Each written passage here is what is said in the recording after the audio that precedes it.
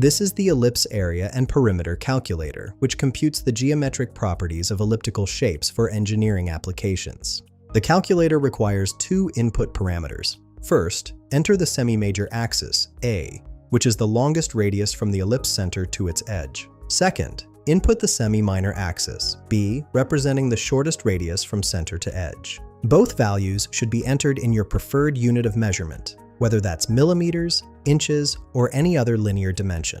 Let's work through a practical example. If we input a semi-major axis of 50 units and a semi-minor axis of 30 units, then click Calculate Ellipse Properties, the calculator will process these dimensions. The results will display the calculated area of the ellipse, showing the total surface area enclosed by the elliptical boundary. Additionally, you'll see the perimeter, also known as the circumference, which represents the total distance around the ellipse edge. These calculations are essential for determining material requirements, clearance specifications, and geometric constraints in mechanical design applications. This tool streamlines elliptical geometry calculations for your engineering projects. Find the link in the description below.